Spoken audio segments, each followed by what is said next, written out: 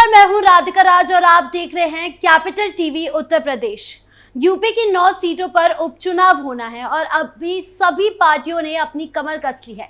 लोकसभा में सपा से मिली हार के बाद यूपी को सही तरह से साधना बीजेपी और एनडीए के लिए बेहद जरूरी हो गया है। तो ऐसे में अब इन 9 सीटों पर जीत दर्ज करके बीजेपी ने ये जरूर बताना चाहेगी कि बीजेपी अब भी यूपी में सबसे लोकप्रिय पार्टी है और इसका असर 2027 के विधानसभा चुनाव पर भी पड़ेगा। तो चलिए आपको बताते हैं कि किन किन सीटों पर बीजेपी कितनी मजबूत है और किन किन सीटों पर एनडीए ने जीत दर्ज की है। देखिए ये रिपोर्ट।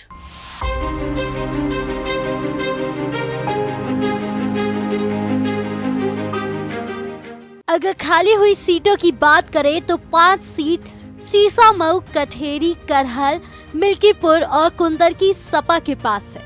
वहीं फूलपुर, गाजियाबाद, मंझवान और खेर भाजपा के पास है। साथ ही मीरापुर सीट भाजपा के सहयोगी राष्ट्रीय लोक दल के पास है। तो वहीं करहल सीट सपा प्रमुख अखिलेश यादव के कन्नौज से सांसद चुने जाने के कारण खाली हुई है, जबकि कचहरी सीट पार्टी के लालजी वर्मा के अंबेडकर नगर लोकसभा सीट से चुने जाने के कारण खाली हुई है। सपा नेता जिया उर रहमान बर्ग की मुरादाबाद की कुंदरकी विधानसभा सीट उनके संभल से लोकसभा में चुने जाने के कारण खाली हुई है, जहां राष्ट्रीय लोक दल के चंदन चौहान ने बिजनौर से लोकसभा में चुने जाने के बाद मुजफ्फरनगर की मीरापुर विधानसभा सीट से इस्तीफा दे दिया। तो वहीं भारतीय जनता पार्टी के विनोद कुमार बिंद ने भदोही से लोकसभा के लिए चुने जाने के बाद मिर्जापुर की मंझवान विधानसभा सीट छोड़ दी है। भाजपा के अनूप सिंह उर्फ अनूप प्रधान वाल्मीकि ने हाथरस लोकसभा सीट से चुने जाने के बाद अलीगढ़ की खैर विधानसभा सीट से इस्तीफा दे दिया है। साथ ही भाजपा के प्रवीण पटेल ने फूलपुर लोकसभा सीट से चुने जाने के बाद प्रयागराज की फूलपुर विधानसभा सीट से इस्तीफा दे दिया। तो ये थी वो सीटें जिन पर उपचुनाव होने हैं। अब बात करें बीजेपी के इस उपचुनाव में प्रदर्शन की, तो बीजेपी का प्रदर्शन तभी अच्छा होगा जब वो उन सीटों पर जीत दर्ज करे जहां से सपा के उम्मीदवारों को जीत मिली थी।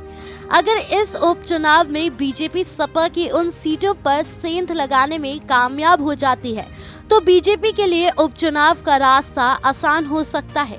बीजेपी के लिए ये रास्ता बसपा ने थोड़ा आसान किया है, जातीय समीकरण को साध कर।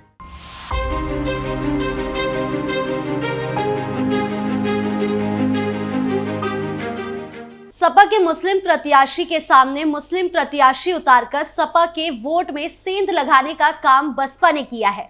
तो अगर बसपा सपा का वोट काटने में कामयाब हो जाती है तो निश्चित तौर पर बीजेपी को फायदा पहुंचेगा। आपको क्या लगता है, कमेंट बॉक्स में जरूर बताएं और यूपी की तमाम बड़ी खबरों से जुड़े रहने के लिए देखिए कैपिटल टीवी उत्तर प्रदेश।